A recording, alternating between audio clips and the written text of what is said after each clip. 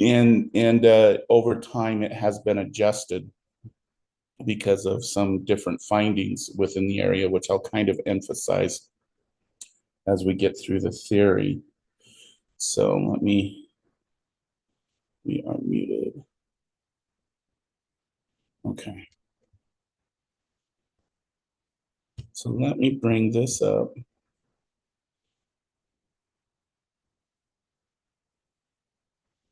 All right. So what Piaget really wanted to understand is how our how our cognition develops over time. He was as a time, and yes, there's still many developmental psychologists, infants, people who study infancy, even some pediatric individuals, pediatric doctors, who believe that infants are born kind of blank, empty, and that it's the interaction with the environment that then starts the development of the brain and the development of cognition and thought and problem solving. But to kind of go off script with Piaget's theory, we actually know that infants are actually very intelligent. I know that sounds strange, but an example of this, recent studies over the last 5 years have shown that infants are better at predicting probability than most gamblers and statisticians. In fact, if you want to do good in theoretically, if you want to do good at poker at the casino, take an infant if you can get the infant in, because they're actually better at predicting probability than most adults. Okay. But at the time, it was believed that it's the interaction with the world that we construct and adapt to the world. Okay. Now, one thing that Piaget uh, uh, did say that the way that we learn, I should say, is through assimilation and accommodation. Okay. Assimilation is when we get a piece of information and we adapt it to something we already know. So let's say your schema, we'll use the word schema. Schema is just a representation of some object or thing. So let's say your schema of a dog is very much like a golden retriever. Okay. But then comes along a chihuahua. And how do you deal with this smaller version of your schema of a dog? Is you assimilate that information so that they become the same thing. Okay. Accommodation is when you build a new category for something. So let's take our golden retriever as an example, and let's say a kitty cat comes along. Looks very much similar, furry, tail, 4 legs, um, all of those things, but they act very differently and they have different shapes. And so, what do you do with that information? Well, you create a new category for it, which you call a cat. Okay. And it's through this assimilation and accommodation that we start to build knowledge. But what Piaget is going to argue is that a certain amount of stress needs to be introduced into the child's world in order for them to adapt and construct their world. Okay. And so he's very much on the idea that, he would very much disagree with the ideas of like helicopter parenting and all of those things, and the caregiver taking care of all the child's needs. He would be very much on the side that what you do is you set up an environment for a child to explore safely and to make mistakes and to make errors, because that is the way you construct and adapt and understand the world, is through basically trial and error. Okay. Now, one of the things that we can credit for Piaget is he really bring in this scientific aspect of studying human development, because his stage theory is going to be based upon different things that children achieve from an objective type of test. Okay. So he is a stage theorist, and he believed that cognitive development happens in 4 stages. Okay. And so let's go through these and kind of rehearse them to kind of determine what each one of these is and what skill is necessary for us to develop from one stage to the next. Okay. So 0 to 2, birth to 2, uh, Piaget believed that this is a stage of what's called sensory motor period. Okay. And this is where the infant, because they're completely dependent upon someone else, they're trying to adapt so that they can start caring for themselves. Okay. And so they're going through and they're trying to learn how to grasp objects and how to manipulate objects. So the most basic example, sensory, I see a bottle. Motor, I have the ability to move my body and I can reach out and use my hand and grab that bottle and then bring it to my mouth so that I can drink out of the bottle. Okay. And this is an example of what infants are trying to learn in the sensory motor stage, is coordination between their sensory and their motor response. Okay. Piaget believed that we go from this sensory motor to mental representation. Okay. And he found something that he kind of felt was the stage between just navigating our world motorly and mental representation. And this is something he called the development of object permanence. Okay. Object permanence, in its most basic definition, is the ability to recognize that an object exists even when it's not in our sensory ability to detect. Okay. So the most basic test of this is, let's say, here, we have a screen right here. Okay. Use your imagination. And we have the child here, and we have Piaget over here. And in front of the child, we put the child's favorite teddy bear. And again, use your imagination. And just give him a body there. And we see, even when the child's nonverbal, if the child's still nonverbal, the child will interact with it and see that it's their teddy bear. Okay. But in front of the child, Piaget picks up this teddy bear and puts it behind the screen. So it's no longer within the child's sensory ability to detect. Okay. And what he found at his time is that children under the 2 kind of looked at Piaget and kind of did this, what teddy bear? What the heck are you talking about? Okay. Right when they were achieving around the age of 2, the child would look at Piaget and go, dude, you just put it behind the screen. Or they would just move the screen and see the teddy bear there and they'd point at it like, are you nuts or something, Piaget? Okay. This is what Piaget argued was the changing point between what he called sensory motor to what's called the preoperational phase, is when a child achieves object permanence. Okay. Now, I'm telling this story based upon the technologies Piaget had back then.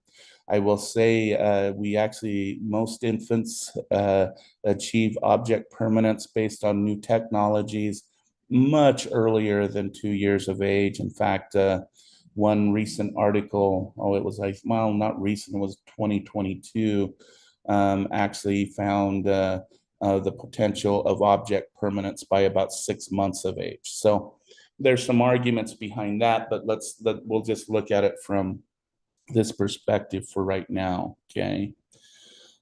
So what's happening when the child is able to hold an object in mind is they starting to symbolize it. Okay. And if you could guess, and I think I've mentioned this in the class before, between the age of about 2 to about 6, 7 years of age, the average child will learn anywhere from 10,000 to 60,000 words. Okay.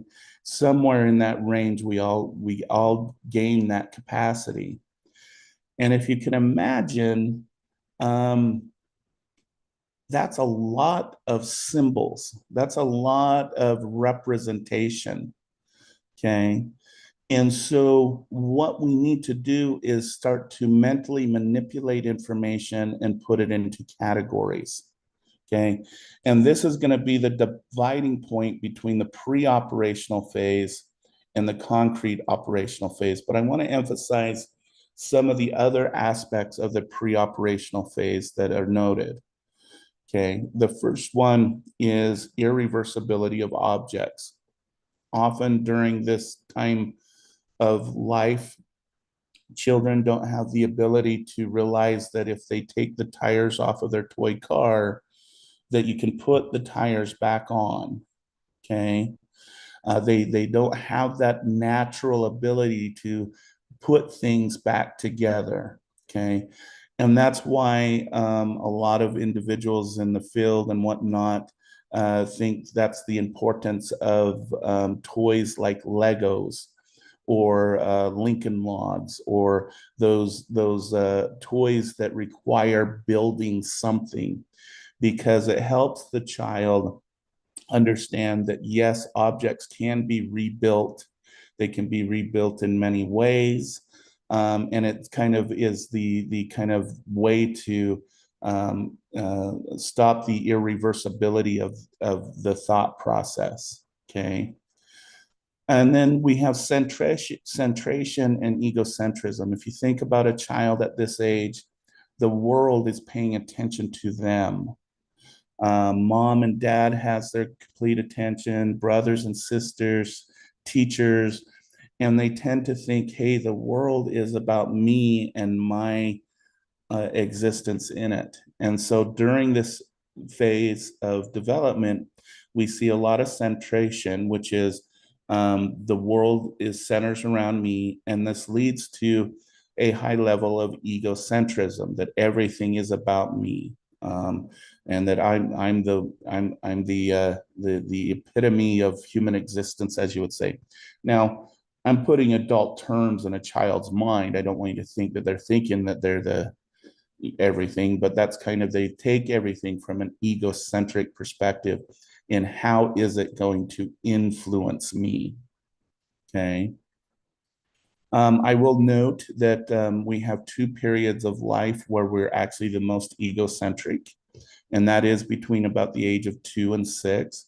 And then this starts again during adolescence and our teen years. So those are the two highest points of egocentrism measurably that we see in human existence.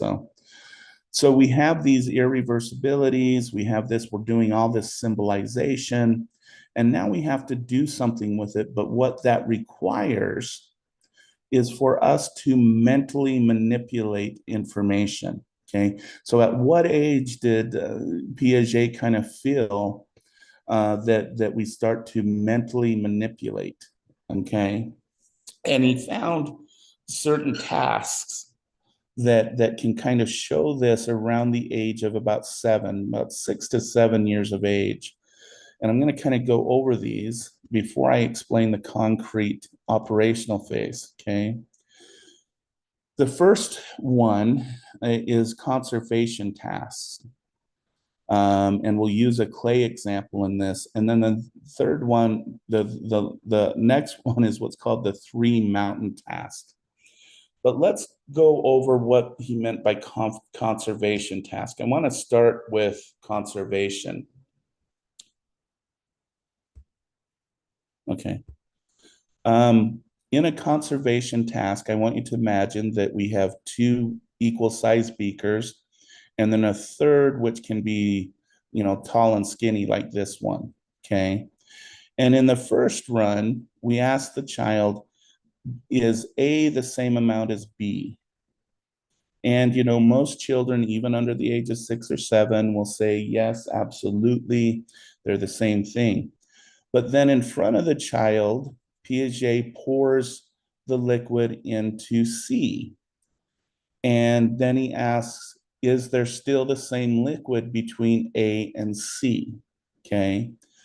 And what he found is children under the age of 6 or 7 will say, no, there's more or less.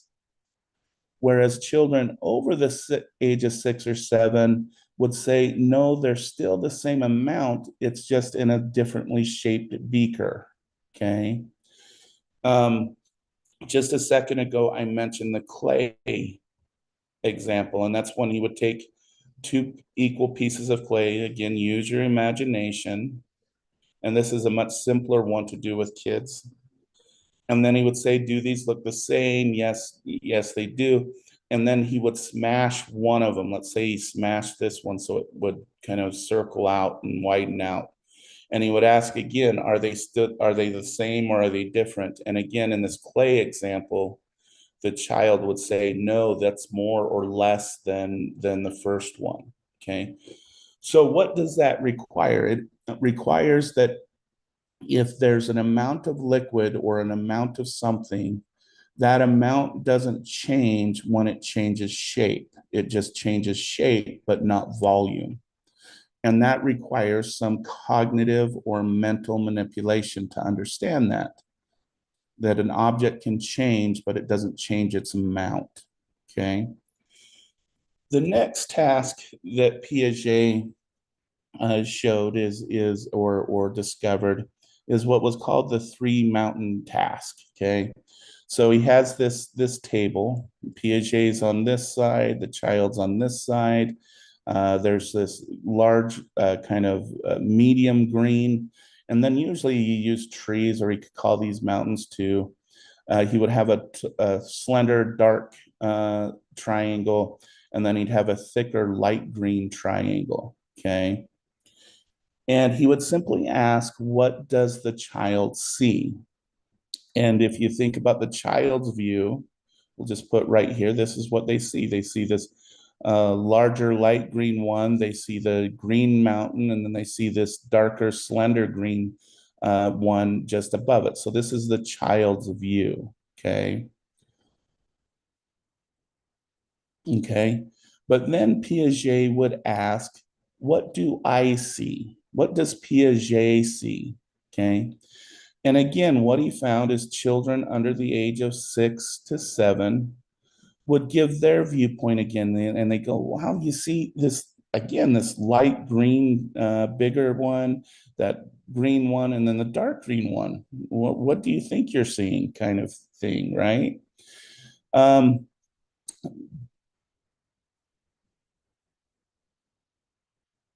but around the age of 6 or 7, the child would start to give one of two answers. They would either give this one or they would give this one, in that they're accurately uh, defining that Piaget is seeing this dark, slender green one, then the regular green, and then the larger kind of white green, light green one. Okay.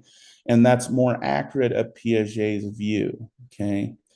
And what did Piaget find using this and other tasks similar to it is what this requires is for the child to kind of mentally pick the table up and mentally rotate it to where they were in Piaget's position. So he argued that this is a mental manipulation task that requires the child to mentally rotate and see a different perspective than their own. Okay. And this is where Piaget argued that a child goes from pre-operational stage, just being able to symbolize it, to the concrete operational phase where we're starting to categorize things. We're starting to put things in a hierarchy classification. But this stage is very much what the reason why it's called concrete is often, especially 7 to 11-year-olds, they really think in black and white. Okay.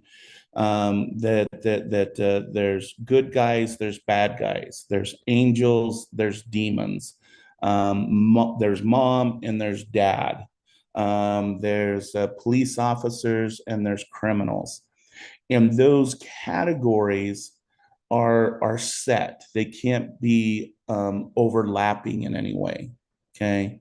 So this is what we call the concrete operational phase, that things fit neatly in a category and they don't go beyond that category. Okay.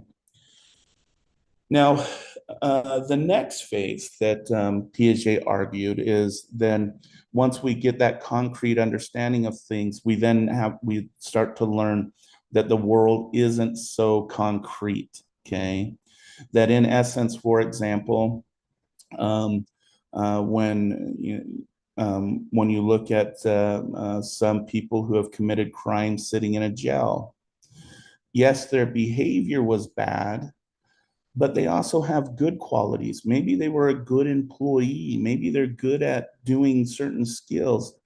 When I worked in the women's prison, I went to visitation, there were many women who were amazing mothers to their kids. And on that reverse side, it's the ability to say, police, yeah, they do good things, but they also can do criminal things. They can also have bad qualities. And this takes abstraction, that the world isn't black and white. The world exists in the gray areas of life. Okay. So this is kind of what he's going to argue is the formal operations phase. And unfortunately, I don't have any good examples of this because he used paper and pencil tests to determine if a child went from concrete thinking to more abstract thinking. So this one's a little bit more complex than the task for concrete operational phase, or the object permanent example from sensory motor to pre-operational phase. Okay, so this is the idea. And if we look at it from, again, a microevolutionary perspective to a lifespan perspective, everything goes from simple sensory motor to complex abstract thinking. And this is kind of the idea that Piaget argued that we go through with our thought processes. Okay. So now, the question that I think we'll just kind of close up with today is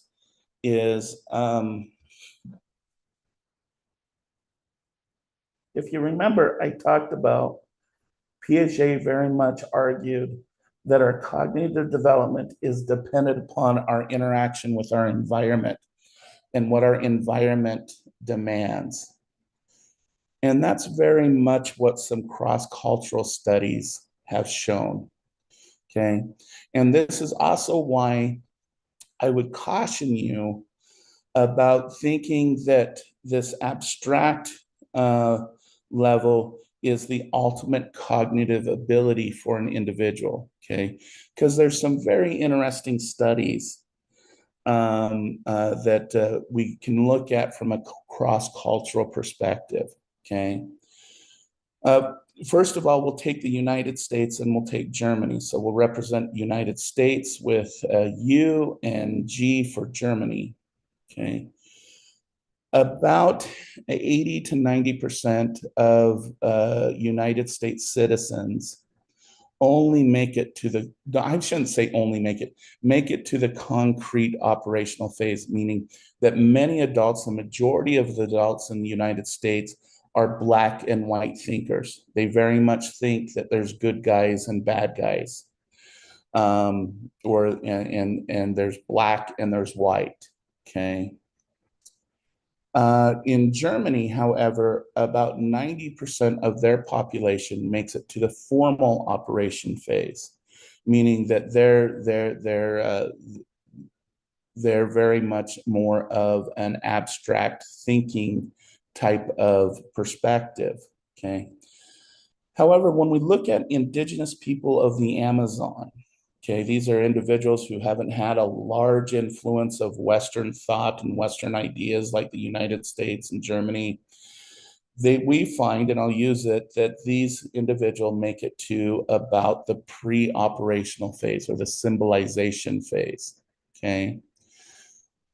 Now, the question becomes, why is it that in these populations in general, do some societies make it to stage 4, 3, or 2? Okay.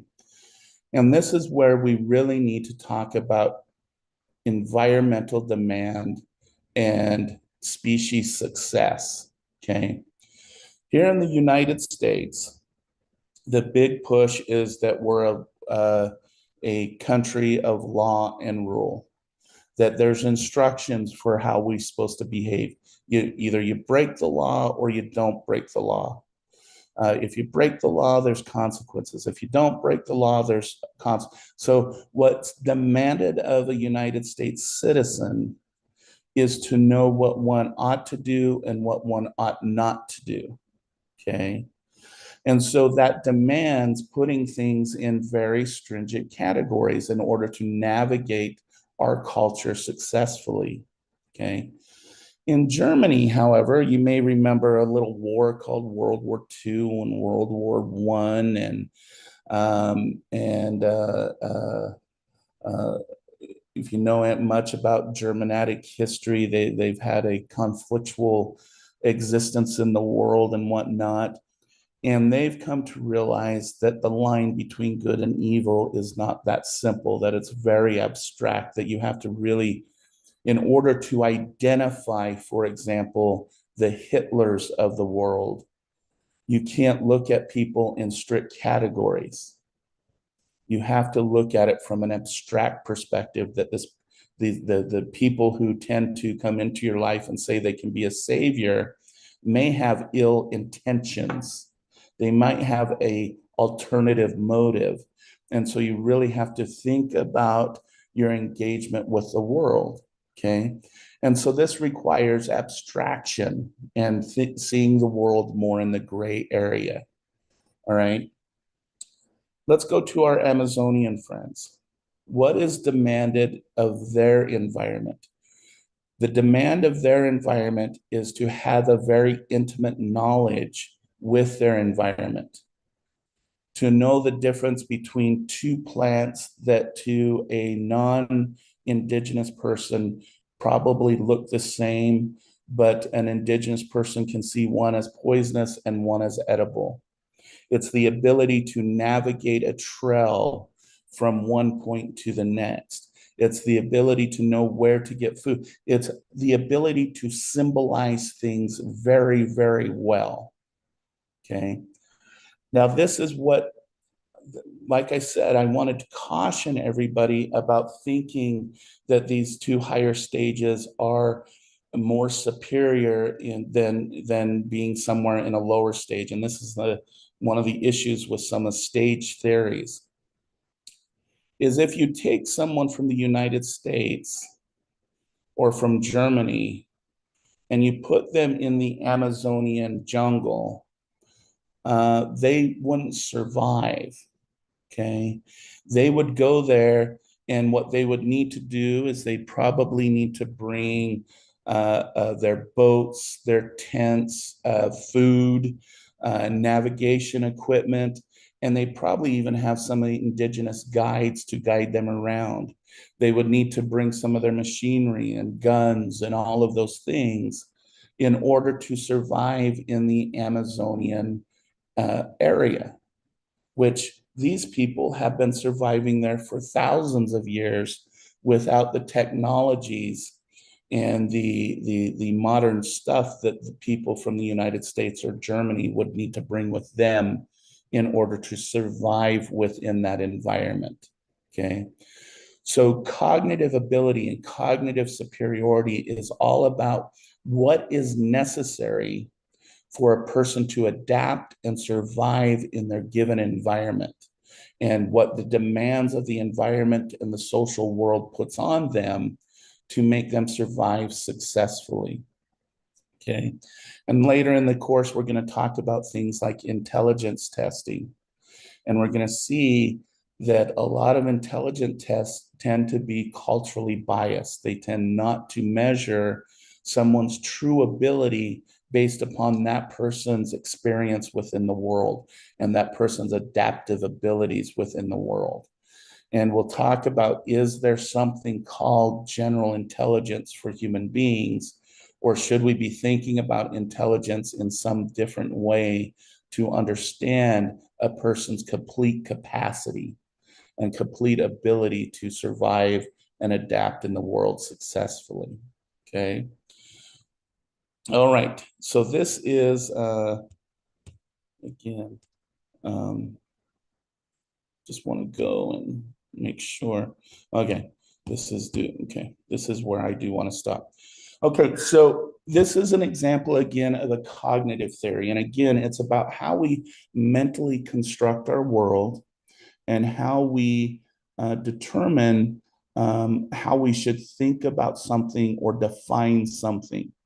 Okay, so tomorrow for our final lecture for this week, we're going to go over Erik Erikson's psychosocial model. I want to do it in one class because I found splitting this up doesn't work, and this usually takes a good portion of the class.